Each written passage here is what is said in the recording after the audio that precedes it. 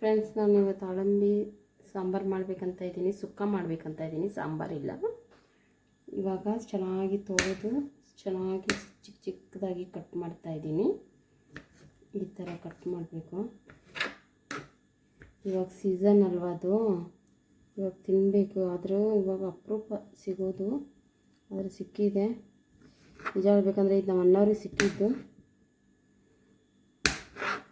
ಅನ್ನ ತಂದು ಕೊಟ್ಟರು, ಅದನ್ನೇ ಮಾಡೋಣ ಅಂತ ರೆಡಿ ಮಾಡ್ತಾಯಿದ್ದೆ.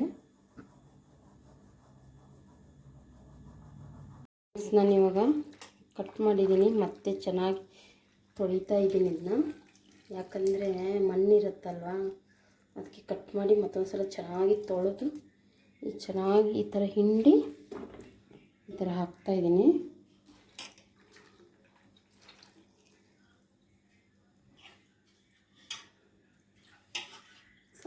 ಸ್ವಲ್ಪ ಎಣ್ಣೆ,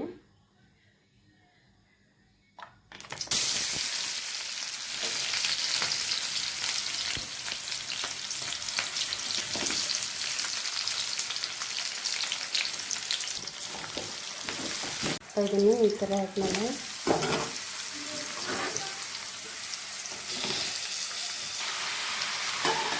ಈ ಥರ ಹಾಕಿ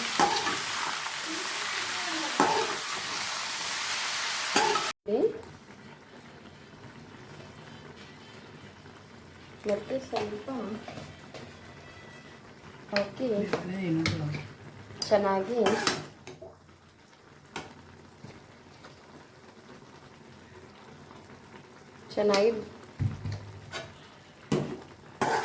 ಈ ಥರ ಇದು ಮಾಡಬೇಕು.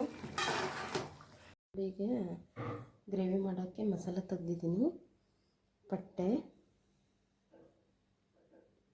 ಲವಂಗ, ಸ್ಟಾರು, ಎಳ್ಳು, ಜೀರಿಗೆ ತೆಗೆದಿದ್ದೀನಿ. ಮತ್ತು ಕಸ್ತೂರಿ ಮೇಥಿ, ಶುಂಠಿ, ಬೆಳ್ಳುಳ್ಳಿ, ಕೊತ್ತಂಬರಿ, ಈರುಳ್ಳಿ, ಟೊಮೆಟೊ. ಕೊಬ್ಬರಿ ಹಾಕ್ತಾಯಿಲ್ಲ ಫ್ರೆಂಡ್ಸ್, ಯಾಕಂದರೆ ಚೆನ್ನಾಗಿ ಅಂತೇಳಿ ಹಾಕ್ತಾಯಿಲ್ಲ.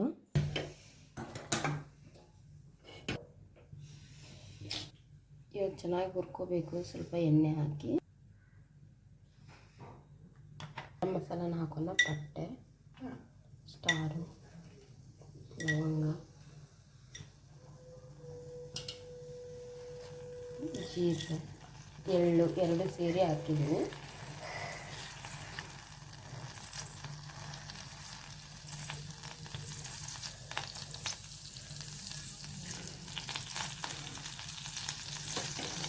ಈ ಥರ ಹಾಕಿದ್ದೀನಿ. ಆಮೇಲೆ ಶುಂಠಿನೂ ಹಾಕ್ಕೊಳ್ಳಿ, ಶುಂಠಿ ಮತ್ತು ಬೆಳ್ಳುಳ್ಳಿ.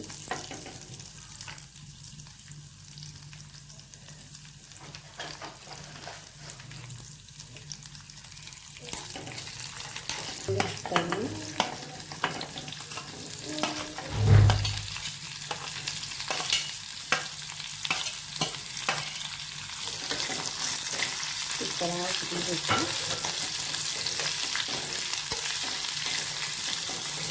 ಚೆನ್ನಾಗಿ ಫ್ರೈ ಆಗಬೇಕಿದೆ.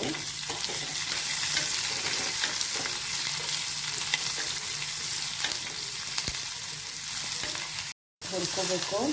ರೆಡ್ ಕಲರ್ ಆಗೋದು, ಸ್ವಲ್ಪ ಬ್ರೌನ್, ರೆಡ್ ಅಲ್ಲ ಬ್ರೌನ್ ಕಲರ್ ಆಗೋಗಿ ಹುರ್ಕೊಂಡು ಆಮೇಲೆ ಟೊಮೆಟೊ ಹಾಕೊಳ್ಳಿ.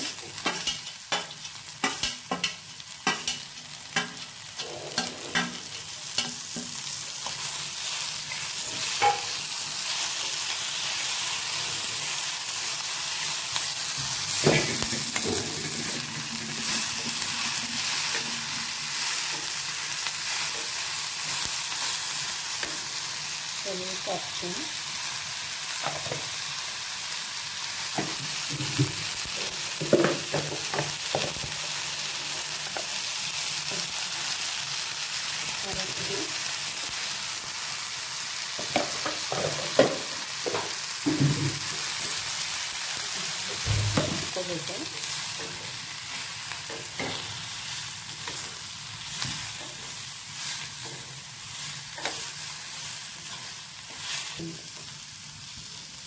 ನಾನು ಟೊಮೆಟೊ ಈರುಳ್ಳಿ ಗ್ರೇವಿನ ಮಾಡಿರೋದು. ಟೊಮೆಟೊ ಈರುಳ್ಳಿ ಮಸಾಲೆ ಮಾಡಿದ್ದೀನಿ, ಗ್ರೇವಿ ಅಲ್ಲ, ಸಾರಿ.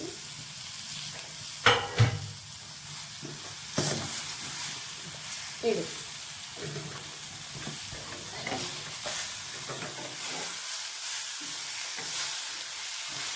ಬೇಕಾಗಿದೆ ಮಿಕ್ಸರ್ ಈ ಥರ ಮಿಕ್ಸರ್ ಹಾಕಿ ಸ್ವಲ್ಪ ನೀರು ಹಾಕಿ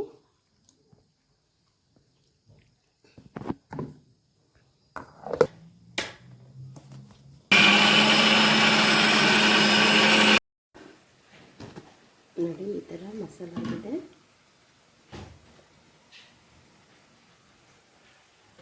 ಅಳಂದಿಯಲ್ಲಿ ಹಾಕ್ತಾ ಇದ್ದೀನಿ ಮಸಾಲೆನ.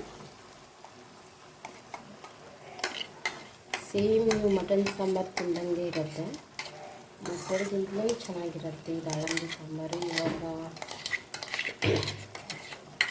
ಸೀಸನ್ ಅಲ್ವಾ, ಇವಾಗ ಅಳಂದಿ ಬರೋದು ಇವಾಗ ಸ್ಟಾರ್ಟಿಂಗ್ ಬರ್ತಾಯಿದೆ.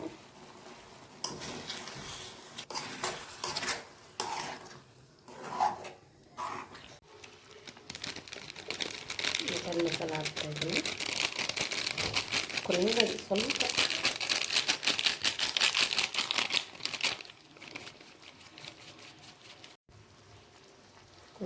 ಉಪ್ಪು ಸ್ವಲ್ಪ ಹಾಕ್ತಾಯಿದ್ದೀನಿ.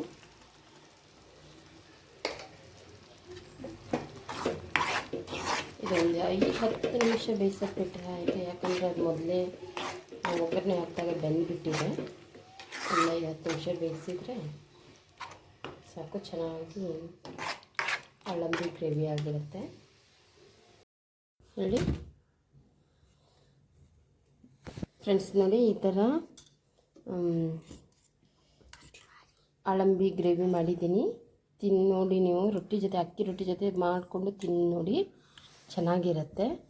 ಒಳ್ಳೆ ಮಟನ್ ಸಾಂಬಾರು ತಿಂದಂಗೆ ಇರುತ್ತೆ. ತಿಂದು ನನಗೆ ಲೈಕ್ ಮಾಡಿ.